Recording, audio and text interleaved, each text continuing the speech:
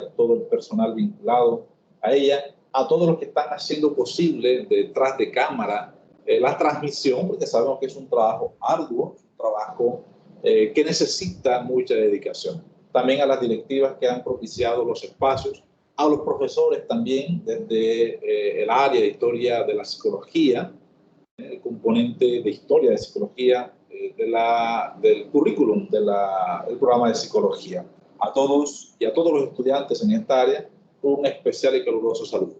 Hoy tenemos a un invitado muy especial, nuevamente digo su nombre, profesor Mauricio Pareja Baiter. Profesor, buenos días. Un gusto tenerlo aquí, aunque en espacio virtual, en este escenario de la Universidad de Magdalena. Gracias por aceptar nuestra invitación. El profesor Mauricio es cartagenero.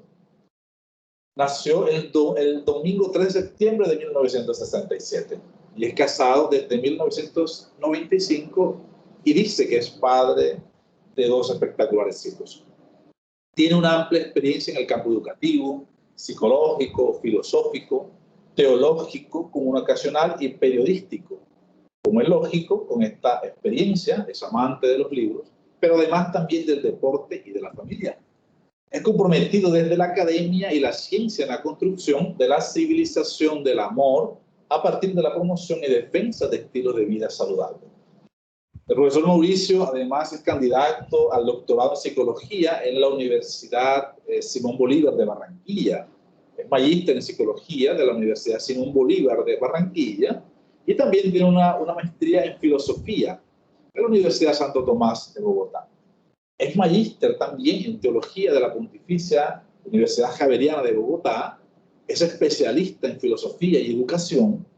Tiene varios diplomados, ¿no? Entre ellos investigación educativa y pedagógica, en suicidio, en docencia virtual, en paz y convivencia y cultura de la legalidad.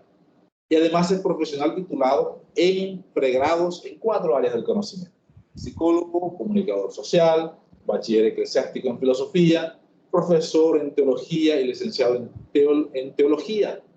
Es periodista afiliado de la APIC, actualmente representante del campo de epistemología e historia de la psicología en el capítulo Zona Norte del Colegio Colombiano de Psicólogos, y además es subdirector nacional del campo de epistemología e historia de la psicología. Y también es fundador y director de la Fundación Sanando el Futuro. Muy bien, profesor. Con este currículo tan amplio nos place a nosotros tenerlo aquí para que nos hable precisamente de este tema que ya nos tiene dispuesto. Bienvenido, el escenario todo suyo, y les recomendamos a todos los que están escuchando que si tienen alguna pregunta en particular, algún comentario, pues pueden hacerlo, dejarlo ahí, que nosotros en el momento que finalice el profesor de la disertación que nos tiene preparada para hoy, daremos paso a esos cuestionamientos o comentarios. Bienvenido, profesor. Ubaldo, muchísimas gracias. Un saludo muy cariñoso, muy afectuoso a todos los miembros de la comunidad educativa de la Universidad del Magdalena, a mis colegas y a las personas que aman la psicología y que están interesados también en esta temática. Aunque no formen parte de la profesión de la psicología, este campo de la historia de la psicología es un campo llamativo, interesante, y que desde el Colegio Colombiano de Psicólogos estamos tratando de recuperar y fortalecer, porque desafortunadamente muchas veces es un campo infravalorado en el escenario académico. Lamentablemente, como dice el dicho, el que ignora el pasado está condenado a repetirlo, y muchas veces lo que se repite no es exactamente lo positivo, lo bueno. Entonces, vamos a tratar de que a través de este diálogo, de esta conversación que vamos a tener en esta mañana, tengamos una oportunidad también de hacer un ejercicio de autoanálisis, un ejercicio de autorrevisión. ¿Qué tan comprometido estoy yo con mi historia como psicólogo? ¿Qué tan comprometido estoy yo en recuperar la memoria histórica que es tan necesaria para poder consolidar un presente que nos abra las puertas a un futuro mejor? Entonces, yo lo que voy a compartirles en estas horas de la mañana es más una reflexión de tipo testimonial. testimonial porque en el Colegio Colombiano de Psicólogos estamos precisamente trabajando en esa línea, recuperar la historia a partir de sus testigos. Nosotros tenemos un programa en este momento, un programa virtual que se está desarrollando a través de la plataforma Zoom. Hemos tenido 4 encuentros en esta primera temporada. Hoy vamos a finalizar en horas de la tarde ese programa. Es un programa que se hace a través de entrevistas con personas significativas de la historia de la psicología en Colombia. Es un programa que está disponible a través de la plataforma de YouTube también. Quienes deseen tener acceso a los encuentros que hemos tenido con cada uno de los invitados, pueden buscar en YouTube, colocan testigos y testimonios, historia de la psicología, y ahí lo van a encontrar. Entonces, lo que yo voy a compartirles hoy, lo voy a hacer también en esa misma línea testimonial, para que nosotros, cuando digo nosotros, ustedes y yo, nos sintamos comprometidos con la historia, nos sintamos involucrados en la historia. No vamos a hablar de la historia como algo ajeno a nosotros. Vamos a hablar de la historia como algo que nos pertenece, que tenemos que recuperarla, que tenemos que valorarla y que tenemos que divulgarla. En ese sentido, yo quiero hacer mención que lo que voy a conversar con ustedes lo pueden encontrar también en el blog que escribo en el diario El Universal de Cartagena. Todo lo que voy a compartir está escrito ahí en ese blog. Si ustedes desean tener acceso a él, simplemente colocan Colsic, Diario El Universal, y les va a aparecer el blog, o buscan en el Diario El Universal el blog que se llama así, Colegio Colombiano de Psicólogos, y entonces ustedes pueden encontrar eso. Si no encuentran la información, si desean que yo les pase la información, mi teléfono también se los voy a dejar disponible, pueden escribirme por WhatsApp. Yo tengo un chat que se llama Epistemología e Historia de la Psicología. En ese chat ustedes pueden solicitar información si lo desean. Entonces me escriben, me dicen Mauricio Pareja, mi teléfono es 300-534-3481. Ese es mi número de teléfono. Ahorita lo voy a escribir aquí en el Zoom, en la plataforma que estamos utilizando, Teams, perdón, para que ustedes puedan tomar ese dato y escribirme con toda confianza. Estoy para servirles. Mi teléfono es 300-534-3481 y por ahí les puedo mandar la información que ustedes requieran en ese sentido.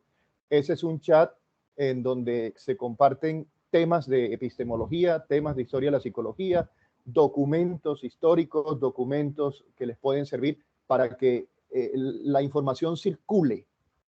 Decía Antanas Mockus en un artículo que leí hace muchos años, un artículo que se titulaba Cuando educamos, tejemos la trama social.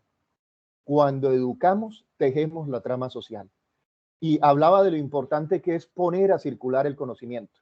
El conocimiento que se queda engavetado es un conocimiento que se pierde. Es como el agua. El agua cuando se estanca, se pudre. El conocimiento cuando se estanca, se pudre también. Entonces, esto que estamos haciendo nosotros tiene que generar una acción colectiva, una acción de divulgar. La historia es para contarla, la historia es para vivirla, la historia es para ponerla a circular. Yo creo que ese es el primer punto que debemos empezar a tener en cuenta. Es algo así como la fundamentación epistemológica de lo que vamos a hacer en este momento, de lo que vamos a hacer en ese ejercicio de recuperar la historia. ¿Qué es la historia? ¿Qué viene siendo la historia? ¿Son solo los datos? ¿O es también la interpretación de los datos? ¿O es también la proyección que tienen esos datos? ¿Qué tipo de historia estamos haciendo nosotros? ¿Una historia simplemente contemplativa? ¿Una historia para contemplar lo que pasó? ¿O una historia para transformar lo que está por venir? ¿Es una historia comprometida o es una historia aséptica, incontaminada, que no toca la realidad?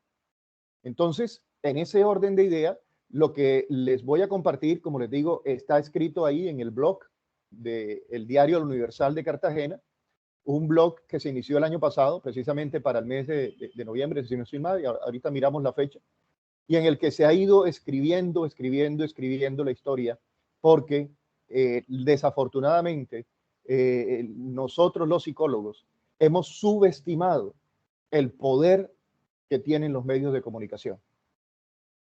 Yo me atrevo a decir que buena parte del problema que tiene que enfrentar la psicología hoy es su analfabetismo en el campo de los medios de comunicación. Hace muchos años, desde el siglo XIX, se habla de la comunicación y del periodismo como el cuarto poder. Se habla del poder ejecutivo, legislativo, judicial y del cuarto poder que es el periodismo, la comunicación. Y nosotros hoy en Colombia tendríamos que preguntarnos qué tan poderosos somos los psicólogos a la hora de impactar en nuestra realidad. Y la historia que vamos a ver, la historia que vamos a recuperar, nos va a mostrar lamentablemente que nosotros, los psicólogos, hemos subestimado el poder de los medios de comunicación y ni qué decir ahora de los nuevos medios de comunicación que nos llegan a través de las TICs, a través de las tecnologías de la información y de la comunicación. Yo estoy coordinando ese blog a nombre del Colegio Colombiano de Psicólogos y le cuento el primer testimonio para que vayamos viendo lo importante que es conocer la historia. Escribir en un periódico implica sostener la página. Este es un blog que se debería escribir semanalmente. ¿No se imaginan ustedes la paridera que es buscar a un psicólogo que escriba para ese blog? Como si los psicólogos no tuviéramos nada que contar. El Colegio Colombiano de Psicólogos tiene 18 campos. 18 campos. Yo los invito a que miren el blog y se den cuenta qué campos participan, qué campos escriben, quiénes están escribiendo en ese blog. ¿Por qué?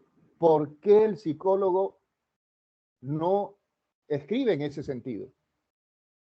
Ahora, piensen en la participación que tienen los psicólogos en el Diario del Magdalena o en alguno de los periódicos que ustedes tienen allá. Piensen quiénes están escribiendo, qué es lo que se está escribiendo. Entonces, a lo largo de la historia de la psicología colombiana, yo me atrevería a decir que hoy en día un problema que tenemos es qué se escribe, quién escribe y para qué se está escribiendo. Entonces, los invito a que se acerquen a ese blog, lo miren, lo estudien, porque de una u otra forma, en ese blog que se lleva escribiendo desde hace un año, ustedes tienen una manera de interpretar qué estamos haciendo los psicólogos hoy. Voy a empezar con el primer artículo que escribí relacionado con la psicología. Lo escribí cuando todavía no existía el blog. Yo tenía otro blog que se llama Hablando de parejas con pareja. Ahí escribía sobre temas de pareja. Y el Día del Psicólogo, el 20 de noviembre del año pasado, nosotros en Colsic teníamos una reunión, los colegas del capítulo de la zona norte, teníamos que participar con una reflexión, en esa reunión, una reflexión sobre los psicólogos en la pandemia y sobre el significado del Día del Psicólogo en un contexto de pandemia. Yo escribí este artículo, pero me quedó tan largo que no me animé a utilizarlo en la reflexión de ese día y dije, voy a publicarlo y voy a publicarlo en mi blog. El impacto que tuvo ese artículo fue tan positivo, muchas personas me escribieron y me sugirieron que por qué no teníamos un blog de psicólogos, que qué estaba pasando que los psicólogos no nos manifestamos en el periódico. Y entonces me dirigí a hablar con el director del periódico, Nicolás Pareja, que es pariente, primo, y le dije, Nicolás, tengo una idea, ¿tú qué opinas? Lo hacemos, lo escribimos. Y entonces él me dijo, claro, Mauricio, no hay un problema, escríbanlo. Yo que tengo experiencia pues en los medios de comunicación, lo primero que se me vino a la mente fue, me va a tocar escribirlo porque muy difícilmente la gente se va a animar a escribir. Y efectivamente, así ha sucedido, no es mentira. Pedro Pablo, el director de campos de Colsic, que me ha ayudado a invitar a que la gente escriba, Pedro Pablo es testigo de que hemos hecho nuestro mejor esfuerzo, pero la gente no escribe. La gente no entiende lo importante que es que los psicólogos hagamos presencia, que levantemos la mano y digamos, hey, esto es importante que se enteren ustedes. Entonces, voy a empezar con la lectura de ese primer texto, el texto que escribí para el Día del Psicólogo del año pasado. Dice así, Día del Psicólogo 20 de noviembre. Nueva cotidianidad, una mirada desde la epistemología y la historia de la psicología. Introducción. El jueves 20 de noviembre del año 1947, 2 años antes del final de la Segunda Guerra Mundial, perdón, 2 años después del final de la Segunda Guerra Mundial, a escasos 5 meses del Bogotazo y del nacimiento de la OEA. Ustedes saben que la OEA nació en Bogotá, ¿verdad? Ustedes saben que nació en ese contexto del Bogotazo. Ustedes saben que los ánimos políticos estaban bien caldeados en ese momento. Incluso se rumora y hay evidencias de que estuvo Fidel Castro en ese momento, acá en Bogotá. Las juventudes estaban muy comprometidas también y era la época de Jorge Eliezer Gaitán y en donde el país estaba en esa confrontación entre conservadores y liberales. Y en ese contexto histórico, en ese contexto político, social y cultural, el jueves, y aquí recuerdo algo que me decía un obispo, que uno es muy dado a dar fechas, pero sin decir el día. Y de él aprendí que cuando uno va a dar una fecha, uno tiene que acostumbrarse a decir el día. Por eso cuando Aldo leía el día que yo nací, lo leía con día, no solo la fecha. Yo nací un domingo 3 de septiembre de 1967. Así se escribe la historia, aunque ustedes no lo crean, con los detalles, con los pequeños detalles. No es lo mismo nacer un domingo que nacer un martes o que nacer un miércoles. Y ojo, no estoy hablando aquí de numerología, ni de supersticiones, ni de astros, no. Estoy hablando de el factor emocional. Estoy hablando de cómo es la vida un domingo. Estoy hablando que es distinta un domingo a un lunes cuando la gente se levanta a trabajar. A ver, ¿qué día naciste tú? No solo la fecha, ¿qué día naciste?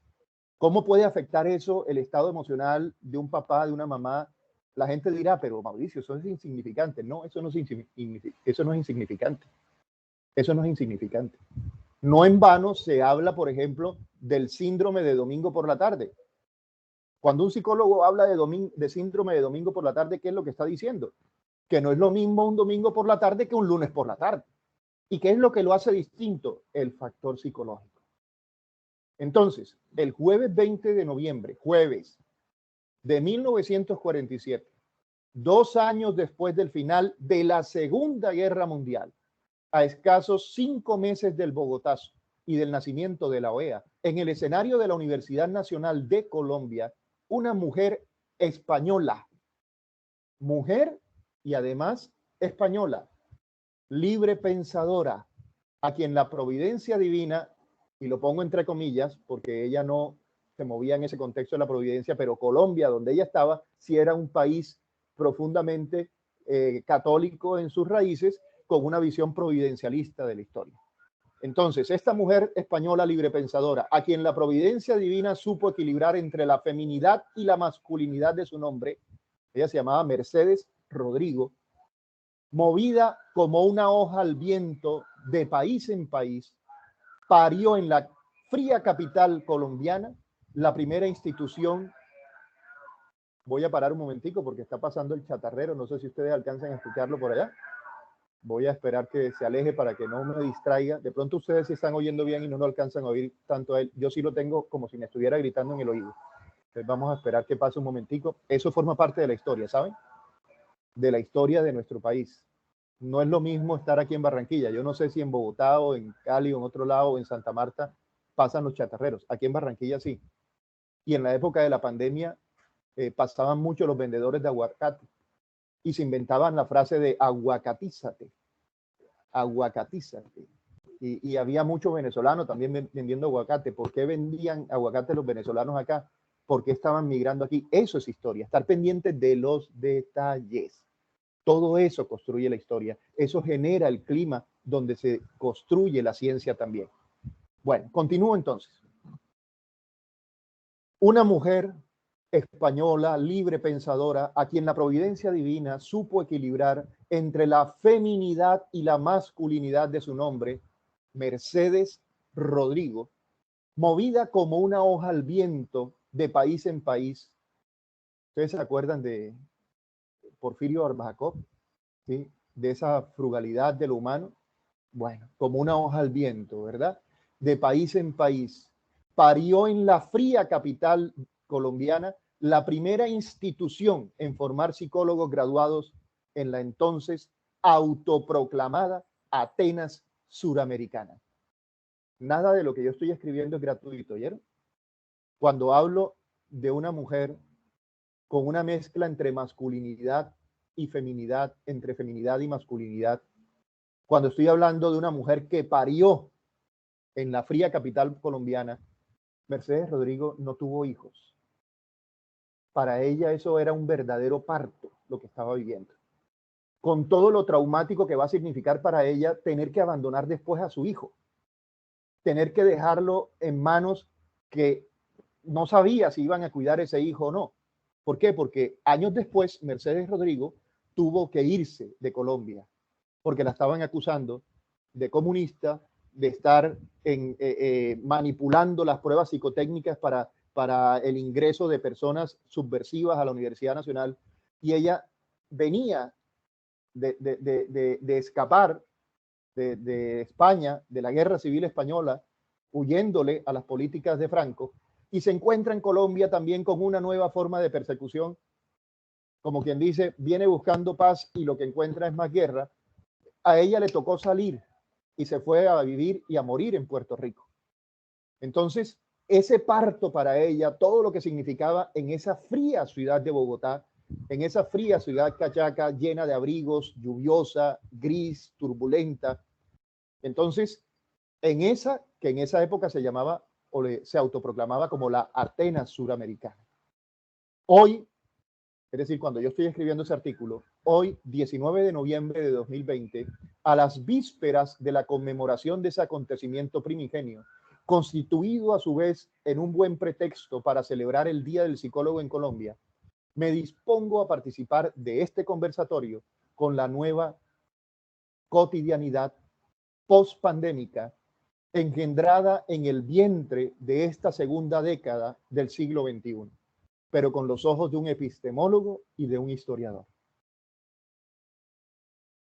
Primer subtítulo que coloco: de la ciencia de la magia, ojo, de la ciencia de la magia a la magia de la ciencia.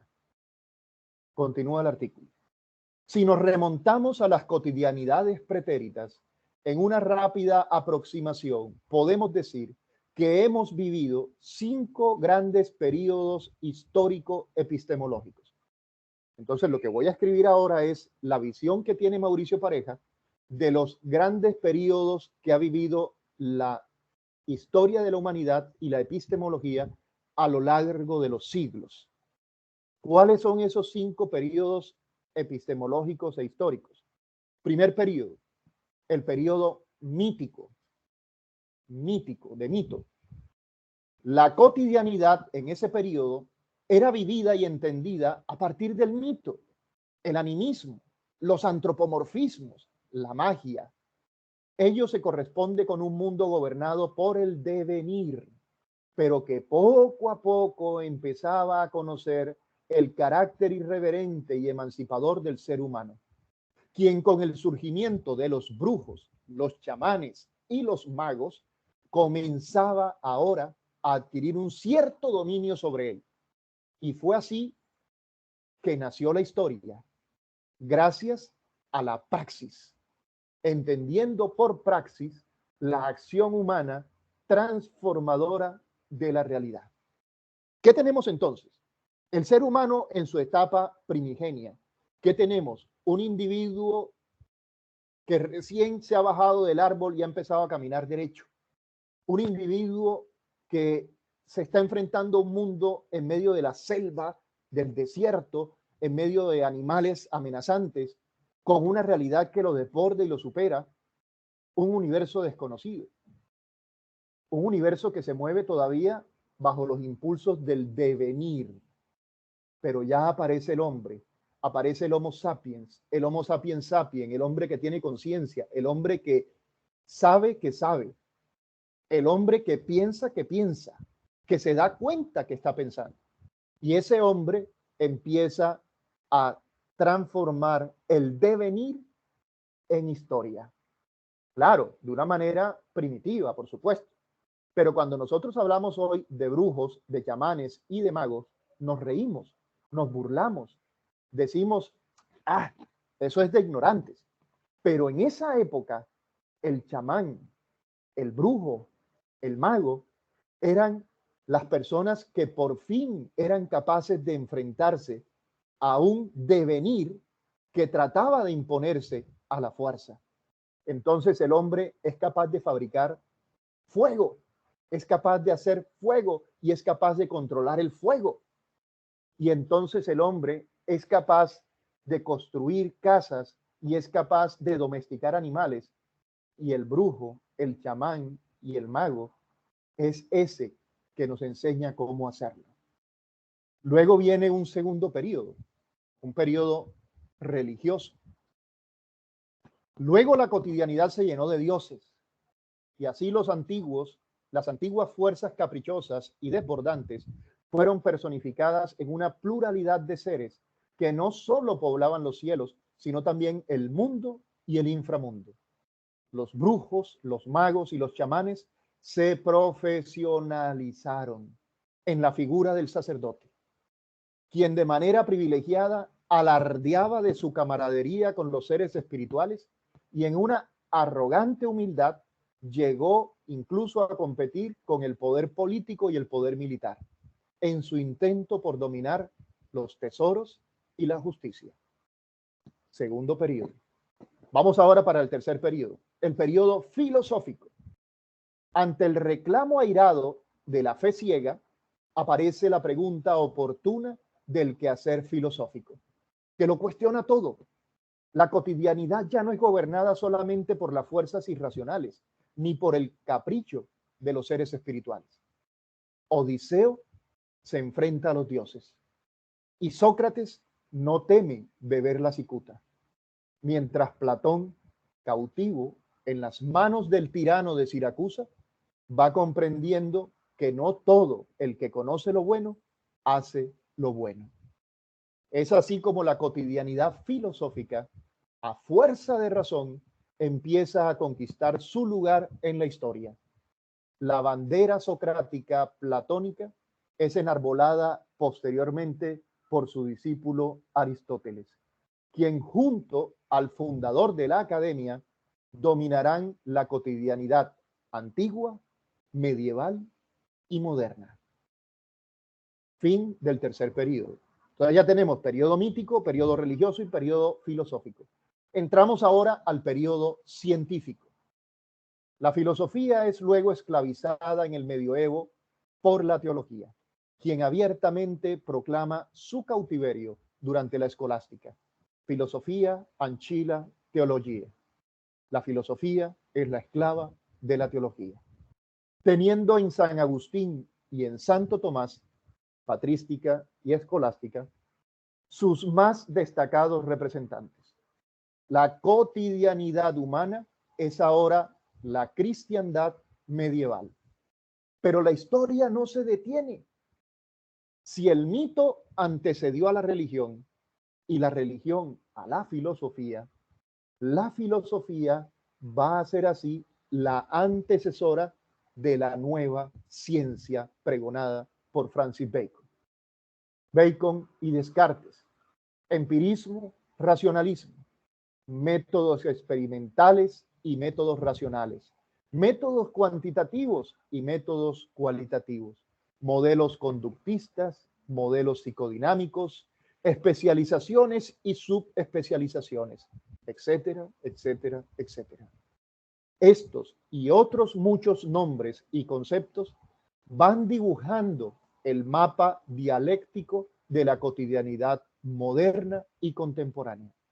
Las utopías gnoseológicas llegan a su máxima expresión y así como subieron como palmeras, van a caer ahora como cocos en la posmodernidad para despedazarse en fractales que solo podrán ser reunidos en el caleidoscopio de la complejidad.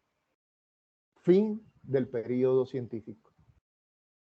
Quinto y último periodo, el periodo integrativo, por ahora. No sabemos qué viene después. La cotidianidad actual es parecida a nuestros computadores. Recuerdo cuando salieron los computadores 286. La nueva generación no sabe de qué le estoy hablando. Luego evolucionaron a los computadores 386. Después vinieron los 486. Posteriormente vino el gran salto cualitativo de los computadores, la generación Pentium, y así sucesivamente hasta llegar a nuestro increíble abanico de posibilidades. Digo pues que la cotidianidad actual es como la evolución tecnológica, porque los modelos antiguos no leen a los modelos nuevos, pero los modelos nuevos sí leen, sí tienen la capacidad de leer a los antiguos. Por ejemplo, un 286 no podía leer a un 486, pero el 486 sí podía leer al 286. Si yo tenía un programa de Word instalado en un 486, un modelo que correspondía al 486, ese programa de Word podía abrir el programa viejo, pero un programa viejo de Word no podía abrir el programa nuevo. Entonces, en este periodo estamos hablando de que la cotidianidad de hoy es como los computadores. Nosotros sí tenemos la capacidad de entender lo viejo. Por eso hay que tener mucho cuidado con los anacronismos, porque es que no podemos pedirle a los viejos que se comporten como nosotros. Burlarse de los chamanes, de los brujos y de los magos, sacándolos de su contexto histórico, es un verdadero anacronismo y un riesgo para quienes hacen historia. Entonces, continuando con la lectura, nuestra cotidianidad y más específicamente nuestra cotidianidad post-COVID debería apuntar en esa dirección a modelos epistemológicos integrativos que sepan leer la evolución histórica de nuestro quehacer psicológico, abriendo las puertas para el diálogo. Pero advierto, abrir las puertas no basta, hay que salir al encuentro del otro. Las TICs son sin duda nuestra mejor opción. ¿Para qué? Para salir al encuentro con el otro. Miren nomás lo que estamos haciendo ahora. Yo estoy en mi casa, ustedes yo no sé dónde están, algunos estarán en la universidad, otros estarán en su casa. Yo no sé si está acostado en la cama o si están manejando, pero eso es gracias precisamente a las nuevas tecnologías. Este periodo integrativo nos muestra la urgente necesidad de mirar al continente digital, tal y como se afirmó en los años 90, en tiempos de la apertura económica colombiana. Institución que no se modernice tiende a desaparecer. Aplicado a la psicología, después de todo ese recorrido histórico, nosotros tenemos que afirmar que si la psicología no se moderniza, si la psicología no se pone a tono con la época, la psicología va a desaparecer. Hoy en día hay muchos psicólogos asustados por el ímpetu de la expansión que tienen los coaching, por ejemplo, los coaches que hacen coaching. Muchos psicólogos están asustados, están sintiendo que les están robando su trabajo, que les están invadiendo su territorio. Y la pregunta es, ¿por qué creen que está ocurriendo eso? Un coaching te sabe hacer TikTok, te sabe manejar Instagram, te sabe mantener al día Facebook, sabe utilizar las plataformas digitales y no solo eso, te sabe hablar el idioma que la gente entiende. Mientras tanto, el psicólogo sigue utilizando conceptos cuasi religiosos, conceptos místicos, escondidos, ultra secretos, revelando una verdad que solo ellos comprenden. La teofanía escatológica que sustenta ontológicamente la profundidad y la inmensidad del ser. Vaya, un coaching te lo resume diciendo, hey, me interesa tu presente, me interesa lo que tú quieres hacer en el futuro. ¿Qué vamos a hacer? Vamos a trabajar, trabajemos. Trabajemos y hacen un plan de trabajo. Lamentablemente muchos psicólogos ni siquiera toman apuntes cuando están atendiendo a los pacientes. Llega el paciente a la siguiente sesión y ni se acuerdan qué fue lo que dieron. Las historias clínicas las manejan caóticamente. No llevan los registros como recomienda la ley 1090. Muchos psicólogos ni siquiera se leen la ley 1090. Muchos psicólogos ignoran lo que es el Colegio Colombiano de Psicólogos. Trabajan como francotiradores, no saben trabajar en grupo, no construyen comunidades científicas. Terminan siendo chamanes, terminan siendo magos, voy a decirlo en términos costeños. Yo sé que esto está quedando grabado, pero voy a utilizar una frase costeña. Esto no es grosería, esto es macondiano. Muchos psicólogos se creen el putas boy de la Westinghouse, la última gaseosa del desierto. Yo solo sé cómo se deben hacer las cosas, los demás todos están equivocados. Decía la doctora Gloria Amparo Vélez en el programa de Testigos y Testimonios. Gloria Amparo Vélez es la presidenta de Colsi, ¿vieron? En el conversatorio que teníamos, una de las preguntas que le hacíamos hacía referencia al trabajo en equipo. Y ella compartía precisamente lo difícil que es trabajar en el gremio, en un gremio en el que se supone que nosotros damos charlas sobre cómo comunicarnos, conferencias sobre cómo resolver conflictos, escribimos libros sobre cómo construir puentes y derrumbar murallas. Y vaya, conversar, construir equipos, respetarnos, todavía sigue siendo una tarea por realizar en el mundo de la psicología. Los invito a que miren ese programa de Testigos y Testimonios. Hemos conversado con el doctor Rubén Ardila, hemos conversado con Edgar Barrero. Hoy tendremos la compañía de Sergio Trujillo, un psicólogo de la Universidad Javeriana, que va a compartir con nosotros el cierre, la conclusión de esta secuencia de programas sobre testigos y testimonios. Pero bueno, volviendo sobre el artículo que les estoy parafraseando. Conclusión. A muchos, la migración al continente digital les genera depresión. Añoranza del pasado. Recuerden, la depresión es eso, añoranza del pasado. Muchas personas están sufriendo por la migración al continente digital. Les da duro la tecnología. A otros les genera estrés, es decir, exceso de presente. Y a otros les genera ansiedad, un miedo terrible al futuro. Esto sucede porque esto sucede porque al haber llegado a comprender racionalmente la ciencia de la magia, recuerden, esa manera como hemos entendido que la magia tenía su ciencia. ¿Cuál era la ciencia? ¿Cuál es la ciencia de la magia? Esa que con la modernidad quedó consagrada. La ciencia del pensamiento claro, preciso y conciso. Esto sucede porque al haber llegado a comprender racionalmente la ciencia de la magia, les hizo creer que era imposible la irracional existencia de la magia de la ciencia, lo que hoy en día le llaman la fuzzy o fuzzy logic, la lógica borrosa. Recuerden, pasamos del mito a la religión, de la religión a la filosofía, de la filosofía a la ciencia. Es decir, nos fuimos volviendo cada vez más y más alejados de ese mundo mágico. Y terminamos creyendo que con la ciencia ahora sí vamos a tener el conocimiento claro, preciso y conciso. Y muchas personas lo dicen, lo dice la ciencia. Algo así como que ni se te ocurra cuestionarlo. Y solo lo que la ciencia dice, eso es. Pues bien, hoy en día, estamos descubriendo que también existe una magia en la ciencia. Eso que llamamos ciencia nosotros hoy no es tan como creemos. Por eso la ciencia se sigue desarrollando, sigue evolucionando, pero también hay espacios desconocidos, de espacios que la ciencia no puede manejar.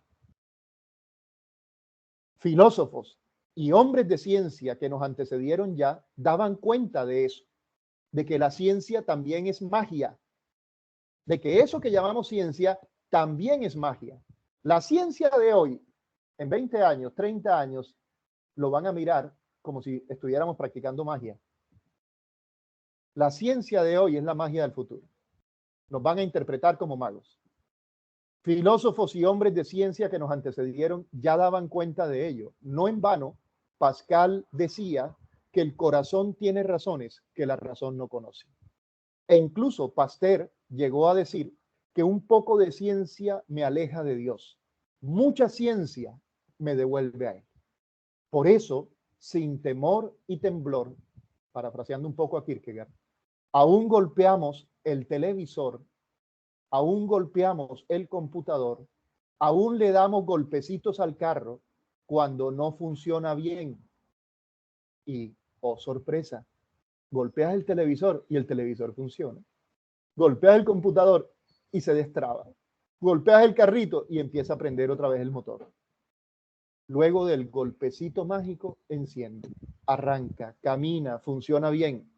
Por eso aún hoy los milagros existen. Los filósofos preguntan, los científicos recogen datos, porque lo nuevo no necesariamente suprime lo viejo. Lo nuevo y lo viejo conviven en el mito, en la religión, en la filosofía, en la ciencia. He ahí que muchos ven el 2020, recuerden que ese artículo lo escribí el año pasado, muchos ven el 2020 como un año maldito. Muchos lo ven como un año maldito, nos cayó la roya, nos cayó la maldición, las plagas de Egipto. Y otros ven, y hago el juego con las palabras, otros ven el 2020, ustedes saben que la visión perfecta es esa, 2020. Los optómetras, si te dicen que tienes una visión 2020, eso es una visión perfecta. Entonces, hay unos que ven el 2020 como un año maldito, otros ven el 2020 como un año de bendiciones. Quienes se aferran a la jerga psicológica tradicional hablan del efecto Pigmalión.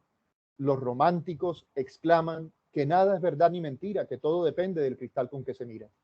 Y los más carnavaleros solo decimos que quien lo vive es quien lo goza. Postdata. Migrar al continente digital no suprimirá los consultorios. Así como el cine no desapareció con la irrupción del Betamax. La razón no suprimió al experimento, ni el experimento suprimió a la razón. Le ha puesto a una cotidianidad epistemológica e histórica de tipo problemática, dialógica e integrativa. Hasta aquí el artículo que nos da esa visión del desarrollo de la historia y concluyo con el artículo que escribí este año, que es más cortico. Entre el artículo del año pasado y el artículo de hoy hay una cantidad de títulos que yo les voy a leer simplemente para que sepan que está escrito. El primer artículo que se escribió en el blog, ya como blog del Colegio Colombiano de Psicólogos, se tituló Los psicólogos unidos por el bien del país. Eso fue el 12, enero, febrero, marzo. El 12 de marzo. Ese día nació el blog del Colegio Colombiano de Psicólogos en el Diario del Universal. El artículo está disponible. El segundo artículo fue Primer Congreso de Sexualidad y Género. Luego, el otro artículo lo mandó la doctora Gloria Amparo Vélez, la presidenta del Colegio Colombiano de Psicólogos. Eso lo escribió la doctora Betty Ruiz, que es la presidenta del capítulo de la zona norte. Les invito a que lo lean. Se llama El ser y estar en un colegio profesional. Ahí ella habla de los capítulos regionales. Luego, el siguiente artículo se titulaba Variedad en el quehacer del psicólogo, los campos disciplinares y profesionales. Lo escribió Pedro Pablo Ochoa, director de campos. ¿Ustedes saben cuántos campos hay en el colegio colombiano? Hay psicología clínica, psicología organizacional, psicología educativa y 15 campos más. Y estamos tratando de construir nuevos campos. Por ejemplo, ahora mismo hay un campo que se está proponiendo que es el campo de psicología del emprendimiento. Hay una psicóloga en Bogotá muy pila que le está trabajando ese tema, se llama Valentina Briceño. Ella ya presentó la propuesta a ver si podemos tener un campo como ese. Sé que están trabajando otro campo por el lado de la ecología. Yo no sé si a ti se te ocurre que hay un campo que no exista y que lo quieras proponer. El colegio está listo para escuchar las propuestas que tenga. Otro artículo fue sobre salud mental en las familias, otro sobre el COVID-19 en la parte organizacional. Otro fueron los antecedentes históricos de Colsi.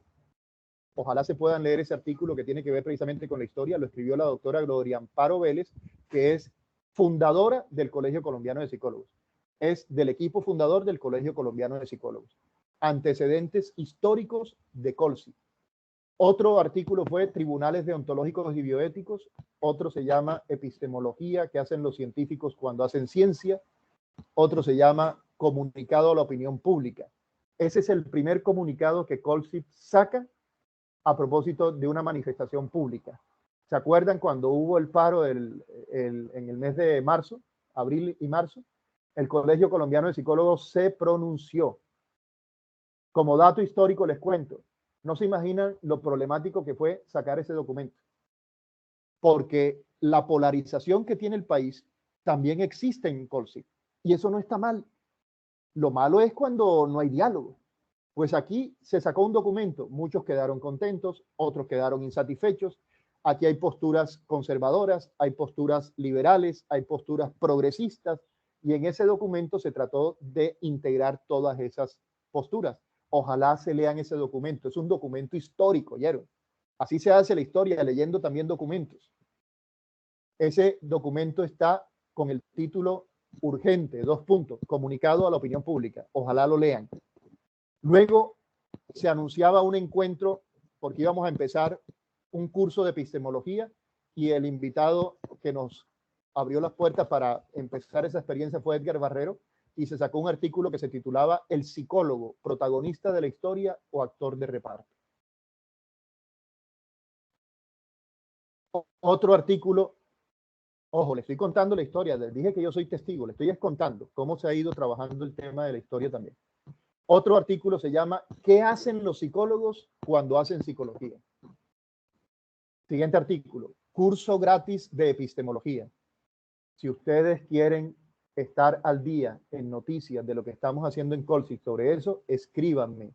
Mi teléfono está ahí. Se los repito verbalmente también, 300-534-3481. Si quieren que los agregue al chat donde mandamos las noticias del campo de epistemología e historia, escríbanme. Mauricio, mándame el enlace para unirme al grupo. Bueno. Otro artículo, el poder político de los psicólogos depende de su común unión, Otro artículo, gratis, glosario de términos para uso jurídico.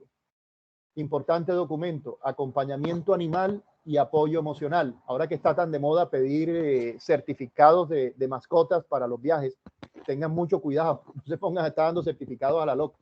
Hay mucha gente que se quiere llevar al perrito, entonces dicen que lo necesitan como compañero. Ahí hay un documento que les explica cómo los psicólogos debemos proceder frente a ese caso. Fortalecer nuestro quehacer científico, psicología perinatal, renaciendo en el discurso. Otro artículo, ¿qué hacen los psicólogos durante la pandemia? Vean, una cantidad de escritos. Si tú quieres participar, también me puedes, si eres psicólogo y estás en Colsip, pues me escribes y me dices, y nos ponemos de acuerdo para que también puedas publicar. Miren qué artículos interesantes estos que están acá también. Escuchen, ya voy a terminar, ya estoy en la parte final. Prisión perpetua para abusadores sexuales de niños, niñas y adolescentes. ¿Se acuerdan cuando se sacó la ley sobre eso? El colegio se pronunció también. Las constelaciones familiares no son una terapia psicológica. La educación financiera de los niños, crianza libre de violencias. El coaching familiar no es un método psicoterapéutico. La psicología puede estar dentro de la economía naranja. Pautas de crianza. Y el último artículo de ese bloque es los genes filosóficos de la psicología. Los siguientes.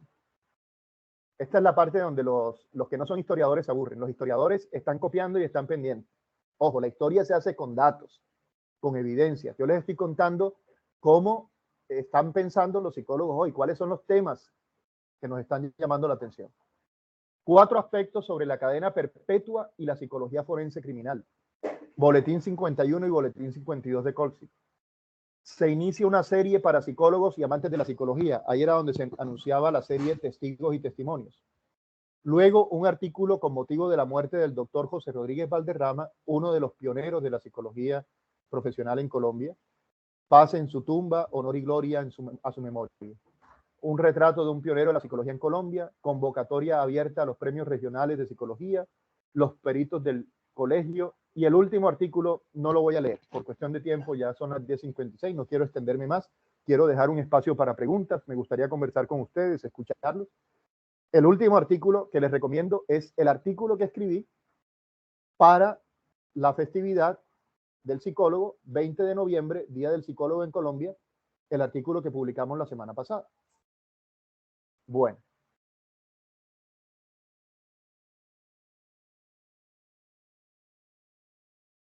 No sé si hay preguntas. Muy bien, profesor Mauricio, muchísimas gracias por su espectacular recorrido histórico de la psicología. Tenemos varios participantes aquí en el chat. El profesor Oscar Javier Martínez Pardo, por ejemplo, comenta un recorrido magistral por lo que Roche define como el pasado extenso de la psicología. Emily Jubiano tiene dos preguntas. La primera: ¿por qué el profesional en psicología teme ingresar en el ecosistema digital? Bueno, yo rápidamente diría dos razones. Una primera razón es la brecha generacional. Muchos de los que les cuesta trabajo acercarse a la tecnología somos precisamente los que no nacimos en esa era digital. Nos cuesta trabajo como aprender otro idioma, como aprender a tocar guitarra o aprender a tocar el piano cuando ya uno está un poco mayor. Ahí psicológicamente y neurológicamente hay razones de tipo anatómico, fisiológico, orgánico. Está comprobado. Un niño que aprende a tocar piano desde pequeñito aprende más rápido y aprende mejor que un viejo como yo que se va a sentar en un piano a aprender a tocar piano hoy. Entonces pasa lo mismo con la tecnología. Pero también, ¿qué sucede en el caso de los jóvenes que están reticentes al tema de la tecnología? Ya ahí sí tocaría mirar cada caso. ¿Qué sucede? Muchas veces es la situación de pobreza de nuestro continente latinoamericano, sin lugar a dudas, dificulta mucho el asunto. ¿Por qué? Porque son jóvenes que nacieron en la era digital, pero lamentablemente esa era digital es muy costosa. Es muy costosa. Ayer estábamos escuchando, por ejemplo, a alguien que hablaba precisamente de cómo se regalan computadores para los colegios, pero después tienes que pagar el software, ¿sí? Creo que era Gustavo Petro el que estaba mencionando el tema. Entonces, muy chévere, te regalan los computadores. Esa es la parte más barata del regalo. Regalar un computador para una empresa que gana miles de millones, eso no es nada. El problema te viene después cuando tienes que pagar la factura del software y tienes que actualizarlo y tienes que estar manejando esa parte. Y lamentablemente la gente tiene que elegir entre comer y comprar un computador, entre comer y conectarse a Internet. Por eso también tenemos que mirar cómo los psicólogos tenemos que aterrizar más en nuestra realidad. Nosotros no hacemos psicología para europeos, nosotros no hacemos psicología para norteamericanos, nosotros no hacemos psicología en países desarrollados, hacemos psicología en nuestro país, en nuestra tierra. Ignacio Martín Baró, un hombre que nos dejó un camino señalado en ese sentido, él hablaba que el primer paso que tiene que hacer la psicología latinoamericana es liberarse a sí misma. Tenemos que liberarnos de las estructuras opresivas, de las estructuras alienantes en las que estamos metidos. Nos movemos en un ideal que no es el nuestro, ¿sí? Hoy en día, por ejemplo, el psicólogo tiene que enfrentar problemas que más se acercan a la ética que a la psicología propiamente dicha. Problemas que se acercan más a la moral que a la psicología propiamente dicha. Señoras, por ejemplo, que tienen el conflicto interno de que para poder alimentar a sus hijos tienen que venderle su cuerpo al tendero para que le dé una bolsita de arroz, ¿sí? Entonces, ¿cómo le vas a resolver tú el problema? ¿Cómo le vas a ayudar tú como psicólogo a resolver el problema a esa señora, ¿sí? Que tiene que sostener a sus hijos? Y en una cultura tan machista como la nuestra, en donde los hombres desafortunadamente son buenos preñando mujeres, pero unos perfectos irresponsables a la hora de acompañar a los hijos. Entonces, el psicólogo tiene que entender el contexto en que está. Y en ese sentido, una de las barreras que tenemos para dar esa transición hacia la tecnología es la situación de pobreza extrema en la que vivimos nosotros, ¿sí? Nosotros somos privilegiados teniendo esta conexión aquí ahora, pero yo que doy clase en universidad, hay estudiantes que tienen que estar solamente con su celular, rezando para que no se le acaben los datos, rezando para que no llueva y no se les caiga el internet, Eso hace, por ejemplo, extremadamente vergonzoso con lo que pasó con Campos Poblados, con el robo del dinero para la conectividad de nuestras regiones más necesitadas. Entonces, mientras tanto, ¿qué hacemos los psicólogos? Allí también viene la pregunta. La barrera de la tecnología es también una barrera económica, social, ética, que tenemos como psicólogos que tratar de quebrar, de romper. Vuelvo a lo que decía Ignacio Martín Baró.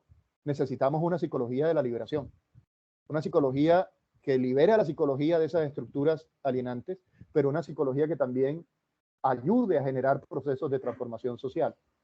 La psicología clínica, por ejemplo, tendría que ser reinventada en América Latina. Yo soy de los que creo que hay que reinventar la psicología clínica. La que estudiamos en la universidad no nos sirve.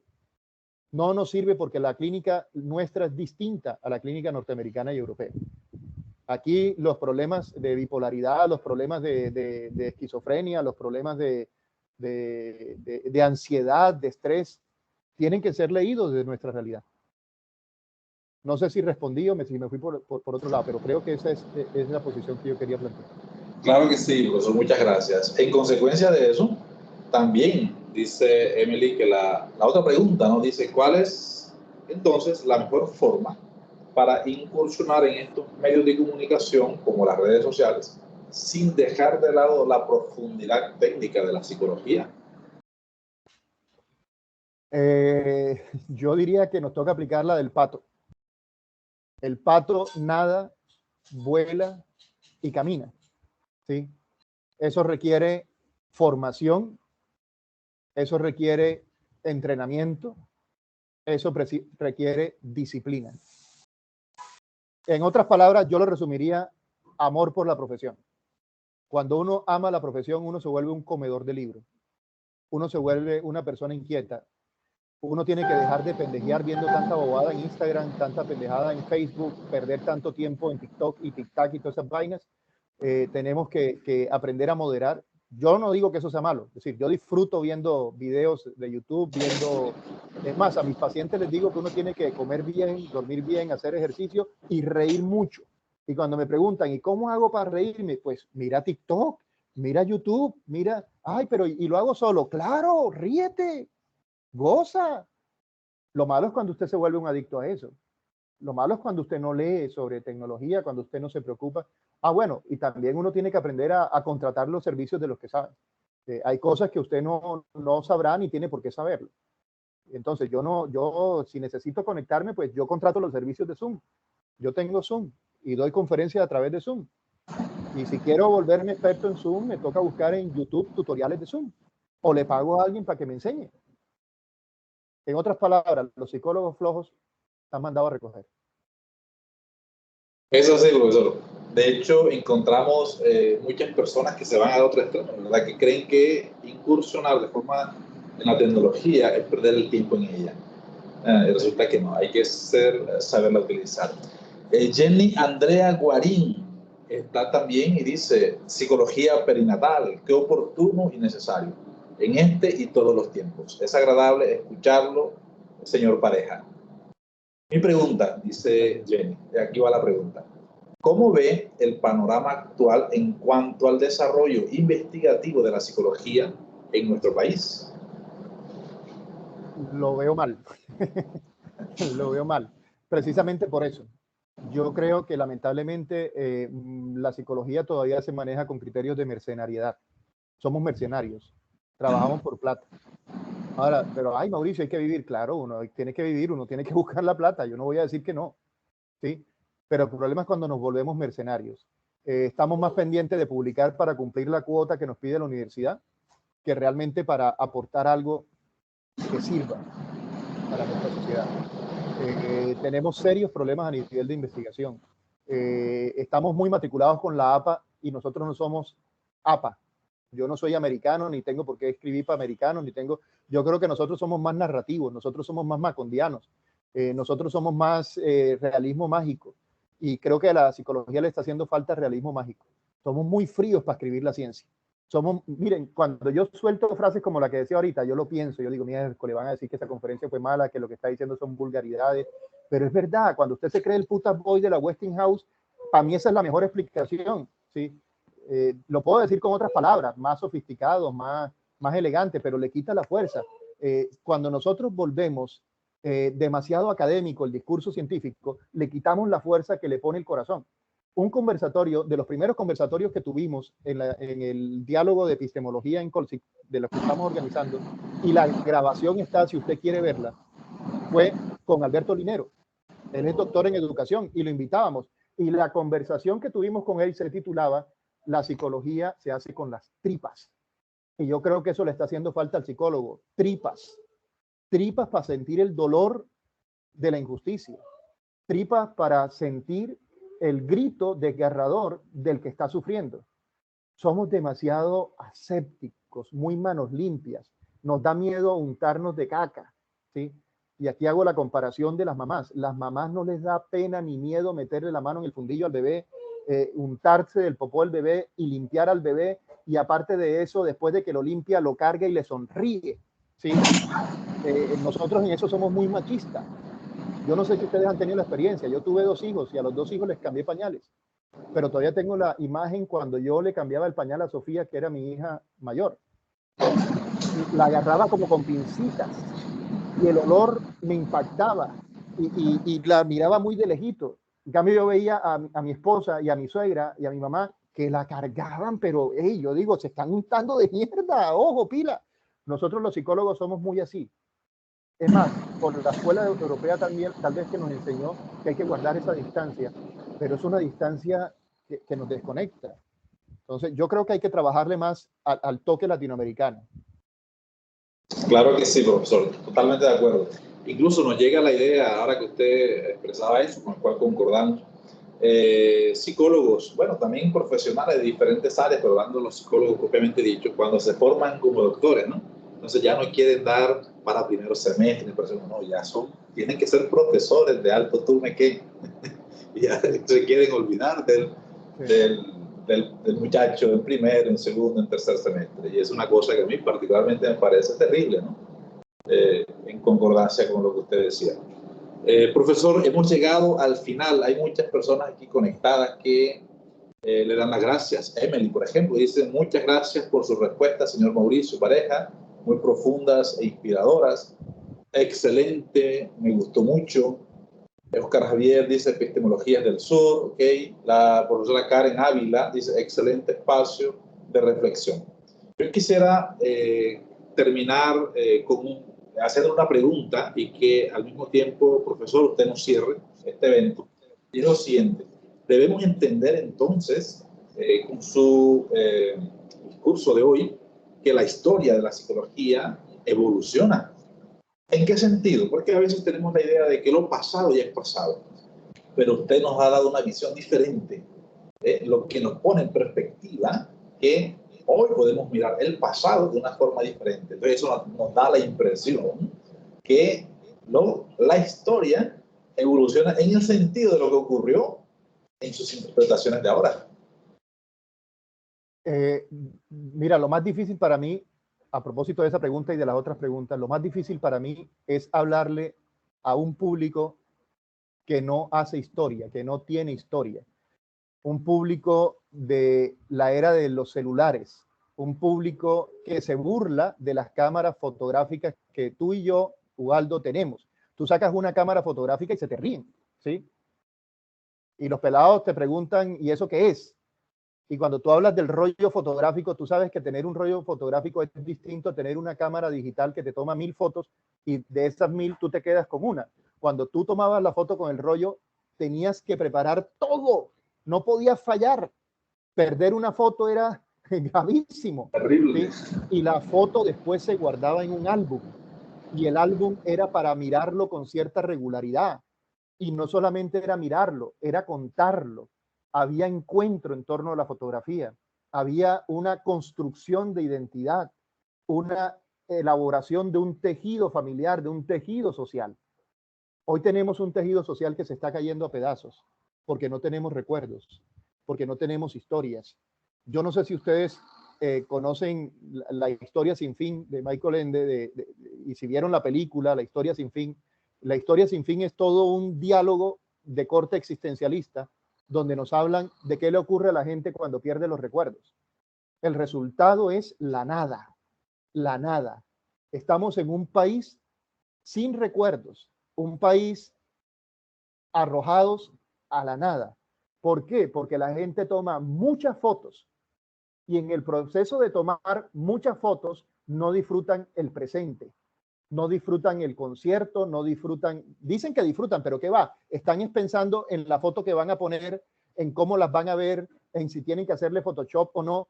Es decir, es un disfrute enmascarado, falso, es una construcción de máscaras, ¿sí? Que termina siendo una trampa, ¿sí? Termina siendo una trampa. Entonces, ¿cómo hacer historia en gente que no valora sus recuerdos? Con gente que no valora sus recuerdos. Con gente que toma 1000 fotografías y no disfruta el presente ni vuelve a mirar después la fotografía. Las cuelgan en las redes sociales y después se les olvida. Entonces, yo creo que el trabajo que tenemos nosotros de recuperar la historia no puede ser un trabajo individual. Por eso yo vuelvo y hago la invitación. Se necesitan comunidades científicas. La única forma de dejar de ser mercenarios es aprendiendo a trabajar como comunidad científica, como lo planteaba Thomas Kuhn. Es decir, unidos en torno a un paradigma, tratando de desarrollar ese paradigma y abierto al diálogo para que la ciencia que hoy es normal se abra también a la ciencia revolucionaria, a la ciencia nueva, a la ciencia que es capaz de resolver anomalías, no solo enigmas. No sé si respondí o si hay más preguntas. Sí, claro que sí, profesor. Bueno, ya estábamos despidiéndonos, sin embargo, Leonela Zambrano nos hace un comentario y una pregunta. Profe Pareja, ¿qué cree que debemos desde la profesión de la psicología hacer para ayudar a recuperar esa tradición del recuerdo y la historia? Por ejemplo, en nuestras familias. Yo, por formación, tengo varios campos de formación, como tú lo decías al comienzo. Hay un campo que a mí me ha marcado muchísimo, muchísimo, y que lamentablemente en el quehacer de la psicología nuestra colombiana es un campo muy mal visto, ¿sí? Lo entiendo por los antecedentes históricos y por las desdichas vividas en ese campo, y es el campo de la teología. La respuesta que yo te voy a dar viene desde la teología. Yo creo que necesitamos crear comunidades de base, de psicólogos, trabajo de comunidades de base, no desde arriba, desde la base. Desde el psicólogo, no el que está dando clases en la universidad y lo saludan, doctor, doctor, venga, doctor. No, el psicólogo que está en el pueblo, el psicólogo que está en el barrio, el psicólogo que atiende el día a día, el psicólogo que está en la organización, en el colegio, ¿sí? Porque también ese es un riesgo que tenemos y no tengo nada en contra de las universidades. Yo soy también docente de universidad, pero el problema es que hemos hecho de la psicología solamente el mundo de las universidades. No, no, hay vida más allá de las universidades y una vida muy abundante y que hay que recuperar. Y eso hay que hacerlo desde las bases de esa psicología que se hace fuera de los muros universitarios, pero también desde las bases de las universidades. Psicólogos apasionados que escriban no para cumplir la cuota, psicólogos apasionados que escriban para transformar la forma como se está haciendo la vida universitaria. Yo estoy aterrado de cómo nos hemos dejado burocratizar los educadores. La vida se nos pasa llenando papeles. Yo lo digo y se lo digo a los estudiantes, a mí la calificación me importa un pepino, un comino. Hay estudiantes que vienen y me alegan, y, mira, yo les digo, si yo te pongo la nota que tú quieres que te ponga, yo te la puedo poner, pero te estoy insultando tu intelecto. Yo no regalo notas, ¿sí? Pero si tú crees que yo me voy a poner a pelear por nota, no, hombre, no te preocupes, coge, ahí tienes 5. Pero tú y yo sabemos que eso no corresponde con la realidad. Entonces, liberar la psicología de todas esas ataduras que nos impiden disfrutar la vida. Y remato con ese mismo lenguaje que viene de las comunidades de base y de la teología de la liberación y de la iglesia. Necesitamos una nueva forma de hacer psicología, nueva en su ardor, nueva en sus métodos y nueva en su expresión. Y eso no lo dijo un psicólogo, lo dijo un teólogo, ¿sí? Lo dijo un papa incluso. Necesitamos psicólogos con un nuevo ardor, que amen, que disfruten, que vibren. El otro día conversaba con Rubén Ardila y le decía eso. A mí me apasiona ver la pasión con la que Rubén Ardila trabajó la psicología. No comparto muchas posturas de él, pero ¿quién ha dicho que tengo que compartirlas todas? Pero esa pasión, ¿cómo le negamos esa pasión? Si es uno de los que más ha escrito cosas de psicología, que ha tocado cuanto campo usted quiera, lo ha tocado él, y lo ha tocado con seriedad. Me le quito el sombrero, lo admiro, es un berraco. Admiro, por ejemplo, a Edgar Barrero, que ha trabajado el campo de la psicología de la liberación y se le ha caminado duro a eso. Son gente que uno dice, están apasionados por lo que están haciendo. ¿Sí? Y así podría seguir mencionando tantos héroes anónimos que desde el anonimato están ayudando a que la ciencia de la psicología tenga valor. Entonces, ¿qué le digo yo a esta persona? Hombre, nuevo método, nuevo ardor, nueva expresión, es urgente. Nuevas formas de hacer psicología, nuevas formas de transitar la psicología, pero siempre en comunidad. Si algo caracteriza al latinoamericano que nos dejamos robar, es ese sentido de solidaridad. Antes se pasaba el plato de comida de un patio a otro y la otra señora no lo tomaba como una ofensa, sino como un regalo. ¡Qué alegría! Mire, hicimos mote de queso, aquí va la olla de mote de queso también para ustedes. ¿Sí? Hoy en día, haz eso, en la era de los apartamentos, donde la gente está cerquita, pero nadie se conoce. Pásale la olla del mote de queso para que veas tú. Mira estos corronchos que mandando unos motes de queso que creen que nosotros no tenemos para comer. Entonces, esa cultura latinoamericana, eso que es nuestro, eso es lo que hay que salvar. Lo positivo de nuestra cultura. Ahora, no voy a caer en la leyenda rosa pensando de que todo aquí ha sido bueno. No, señor. Hemos hecho también cosas muy terribles. El machismo, por ejemplo, de los costeños, nuestro machismo es vergonzoso. Vergonzoso. Es así. Bien, profesor Mauricio, muchísimas gracias por su participación. Gracias a todos los que estuvieron conectados, que hasta último momento ahí están muchas reacciones de caras felices, de agradecimiento, de aplausos, muchos corazoncitos viajando en la nube. Gracias. Para este espacio. Entonces, profesor, gracias. En nombre del programa de psicología de la Universidad de Magdalena, de la Facultad de Ciencias de la Salud y de la Universidad de Magdalena en general, muchísimas gracias por sacar de su espacio, sacar de su tiempo para compartir con nosotros esta agradable conversación, este agradable tema, y esperamos desde ya que no sea la última vez, que vengan futuros encuentros importantes de forma académica para seguir alimentando estas discusiones, estos aportes importantes con los cuales muchos concordaremos, muchos no concordaremos, pero que hace parte en su propuesta del quehacer psicológico, discutir para afianzar nuestros conocimientos. Muchísimas gracias, profesor, y estamos atentos. Gracias a ti, Ubaldo. Okay. Muchas gracias a ti y muchas gracias también a Oscar Martínez, mi amigo que me contactó para este encuentro. Un saludo especial a las directivas, felicitaciones por el Día del Psicólogo y que sigan sembrando allá en ese territorio tan bello como es el Magdalena.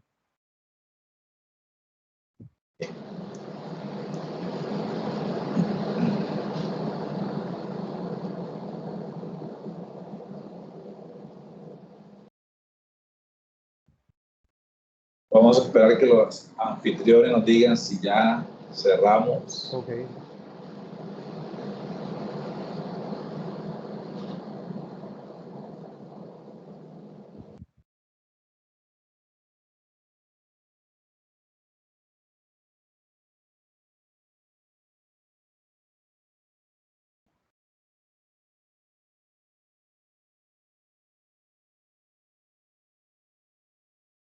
Bueno, yo te dejo porque tengo que irme para la empresa donde estoy asesorando.